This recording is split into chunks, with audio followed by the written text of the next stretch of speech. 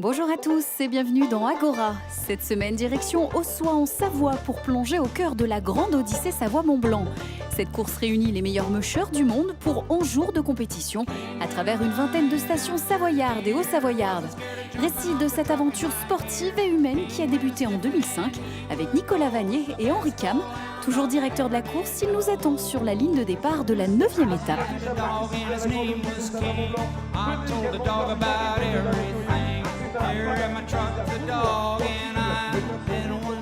Nous sommes au cœur de la 12e édition de la grande Odyssée Savoie-Mont-Blanc. Merci beaucoup Henri de nous accueillir. Toute l'équipe d'Agora a répondu présent. Merci pour l'accueil. Alors on est à 10 minutes, le speaker vient de le dire, de la 9e étape de cette compétition. Alors est-ce qu'on peut revenir un petit peu sur l'âme de ce projet dont vous êtes le créateur? Donc la grande Odyssée Savoie-Mont-Blanc, c'est une course de chien de traîneau, ça ne vous aura pas échappé, qui existe maintenant depuis 12 ans. Nous sommes presque à la fin de cette 12e édition. L'objet de cet grand événement, c'était à la fois de faire découvrir le sport du mushing à un public très nombreux, de faire découvrir également ces très beaux paysages de Savoie-Mont-Blanc, ces grandes montagnes, et de finalement faire aussi une très grande fête de la montagne, tout en gardant une compétition sportive du plus haut des niveaux européens. Et cette 12e édition nous le démontre également. Effectivement, parce qu'on a donc des mushers qui sont nationaux, internationaux. Alors concrètement, comment ça se passe au niveau de la compétition? Combien d'étapes? Et surtout, est-ce que c'est du sprint? Est-ce que c'est du kilomètre? Et comment ça se passe concrètement une course? La grande Odyssée Savoie-Mont-Blanc, c'est une course qui dure 11 jours en 10 étapes. Il y a une étape qui fait plus de 24 heures, donc avec un bivouac. C'est de la moyenne longue distance. En gros, on aura fait presque 800 km linéaires en 11 jours. 25 000 mètres de dénivelé positif cumulé, ce qui en fait du reste la seule course de montagne dans le monde.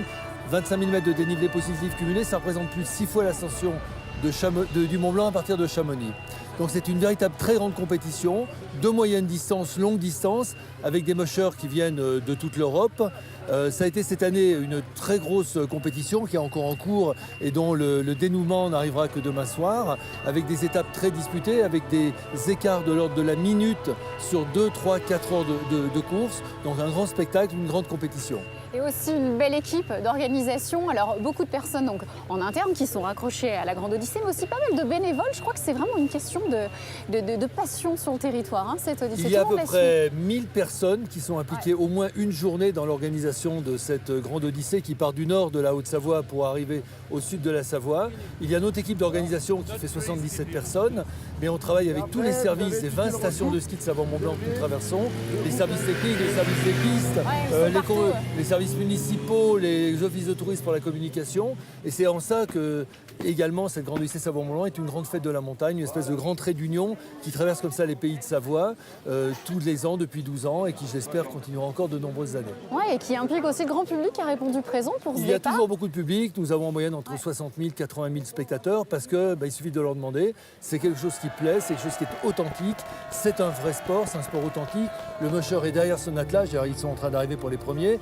Il n'a que sa voix pour piloter ses chiens, il n'a pas de fouet, il n'a pas de renne. Et donc, sans des semaines et des mois d'entraînement avec son team, son attelage, rien ne serait possible. Et cette complicité entre l'homme et les chiens, les gens le voient et ça reste une très belle chose. Et c'est pour ça que ça a du succès. Alors, on a la chance de pouvoir avoir accès partout grâce à vous. On va pouvoir aller voir les mushers. Peut-être la tête de liste cette année. Quels sont un petit peu les mushers chouchous de cette course? Il n'y a pas de musher chouchou. Il y a 3 mushers en compétition. Je pense qu'on va d'ailleurs bientôt être obligé de nous écarter. Allez, délaisser, ouais. Et que le meilleur gagne. Exactement, que le meilleur. Merci beaucoup Henri. Allez, c'est parti. Allez, au revoir. Merci.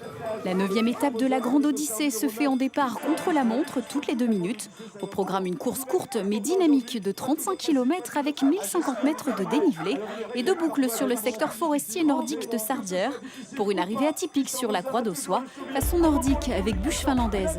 Avant de retrouver le village des mushers où la tension monte, vous avez rendez-vous avec la meute de Kimudjuk, basée dans les monts du Pilat.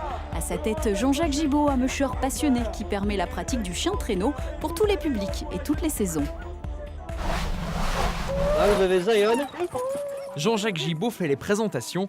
Il n'y a pas de neige dans la Loire ce jour-là et pourtant, les chiens nordiques sont de sortie. Au programme cet après-midi, de la Canirando, une randonnée harnachée à un chien qui tracte le randonneur. Tout commence par l'installation d'un harnais. Ensuite, il faut faire connaissance avec l'animal. Puis direction la campagne pour plus de 2 heures de marche pour le moins sportif. C'est du sport, voilà. Du sport avec un chien, donc c'est un sport d'équipe. On forme une équipe avec lui, il nous tracte, on le retient, on le dirige, on apprend à le connaître et on suit ses envies de courir.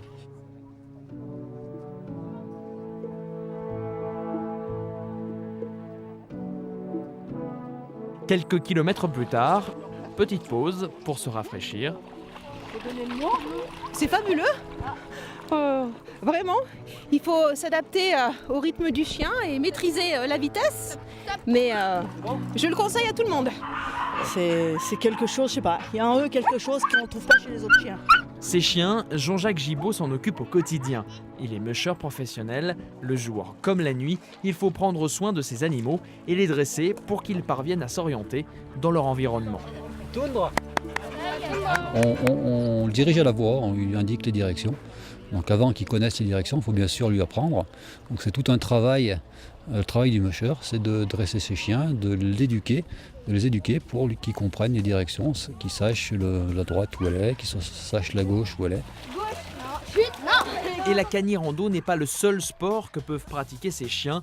Cani-kart, cani-trottinette ou cani-VTT, d'autres disciplines se sont développées comme le canicross. Le champion du monde 2015 de cette discipline est un Français avec une moyenne de 25 km/h. Ces chiens n'ont aucune limite.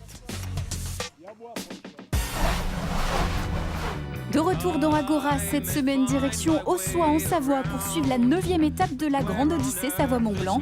Sur la ligne de départ, 13 équipages, dont celle de Rémi Coste de la team Rêve et Passion. Ce musher leader est originaire de Saint-Nicolas-la-Chapelle en Haute-Savoie. Bonjour Rémi. Bonjour. Merci beaucoup de prendre un peu le temps avant la compétition donc pour l'équipe d'Agora. On est au cœur de la Grande Odyssée Savoie-Mont-Blanc. Alors qu'est-ce que ça représente pour un musher ce genre de compétition qui tient quand même sur 10 étapes? C'est quand même plus d'une semaine de compétition. Qu'est-ce que ça représente pour vous? Ça représente un objectif très important dans l'année. Moi j'ai commencé par faire un trophée Grande Odyssée, donc c'est une petite course à l'intérieur de la Grande Odyssée il y a 4 ans. Et dès que j'ai participé pour la première fois, c'est devenu l'objectif principal de l'organisation, même on va dire de ma vie aujourd'hui. Alors combien de temps est-ce qu'on se prépare à l'avance pour affronter ce genre de compétition? 1 an, 365 jours. On a à peu près 5 à 6 entraînements par semaine. Et ça, quelles que soient les époques de l'année. Donc l'été, ça va être au quad. Donc les chiens sont attelés à un quad, très chargés. Et on va travailler en fait de la puissance. Et puis au fur et à mesure qu'arrive la neige et le froid, on va passer aux entraînements en traîneau pour faire de l'endurance, puis de la vitesse. Alors cette année, la neige a tardé à venir, on le sait un petit peu, on râlait un petit peu en station.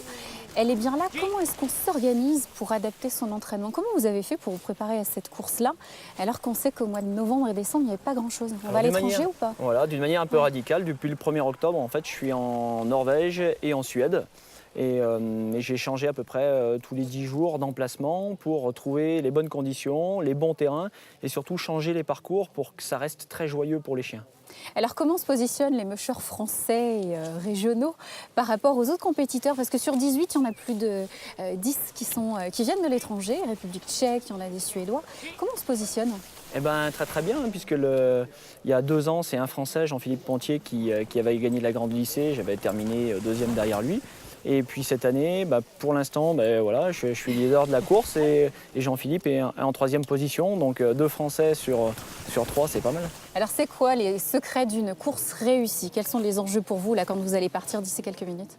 Les secrets, c'est beaucoup d'heures passées à l'entraînement, beaucoup de soins sur les chiens, être très attentif à tout ce qui se passe au fil des jours et puis essayer de tout préparer, c'est-à-dire le meilleur matériel possible, le meilleur traîneau, le plus léger possible mais à la fois solide, faire les bonnes équipes pour chaque stage.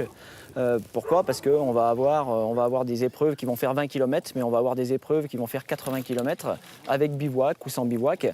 Et dans ce cas-là, il faut bien choisir les chiens en fonction de leur capacité et ne pas faire d'erreur sur l'équipe qui va être mise ce jour-là. L'attelage des mushers compte 8 à 10 chiens. Il est généralement composé en tandem. Ces duos sont placés à 4 postes différents. En tête, les leaders, obéissants et intelligents, ces chiens répondent directement aux ordres et transmettent l'impulsion et le rythme au reste de la meute. Suivent les swing dogs, ils épaulent et redonnent la force aux leaders dans les moments de doute ou de fatigue. Au centre, on retrouve les team dogs, les coureurs, ils sont les plus nombreux. Et enfin, les wheel dogs, ce sont les chiens les plus près du traîneau. Ils sont puissants et les plus costauds de la meute. Cette bonne composition de l'attelage fait partie des qualités d'un bon musher. Alors justement, c'est un secret qu'on aimerait tous savoir. Comment ça se passe la communication avec les chiens pendant la compétition? Qu'est-ce que vous leur parlez vraiment ou non? Ça a tout été vu avant et c'est juste une question de pilotage. Il y a beaucoup, c'est une grosse question de feeling. Et en fait, les ordres qu'on va leur dire sont très succincts. C'est A pour aller à gauche, J pour aller à droite, pour changer de direction, OK pour aller devant. Et puis des petits mots d'encouragement quand on veut accélérer. Mais finalement très très peu, parce que plus on parle aux chiens, moins ils nous écoutent. Et finalement, plus on les perturbe dans leur travail. Donc ils ont vraiment l'habitude de ça, ils courent toute l'année, ils connaissent leur travail. Nous, on est juste là en tant que chef d'orchestre. Au niveau de la vie en collectivité, quand vous êtes donc là avec les animaux, vous êtes en déplacement, ils ne sont pas trop perdus. Est-ce que vous avez des petits trucs et astuces pour les faire sentir comme chez eux, entre guillemets, ou ils s'adaptent? En fait, ils sont chez eux. Voilà, nous, ils voyagent dans un bus, donc ils y passent 6 mois de l'année.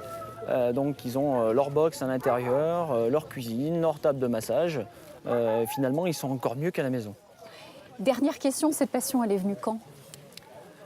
Elle est venue complètement par hasard, ça devait être en 2003 ou 2004 lors d'un voyage au Canada. J'ai fait du traîneau complètement par hasard, ça m'a plu.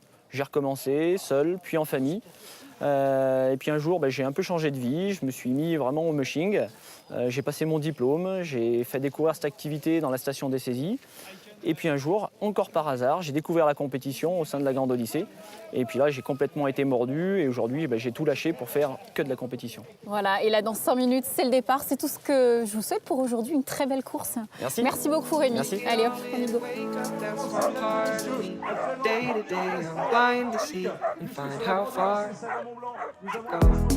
Everybody got the reason, everybody got the way.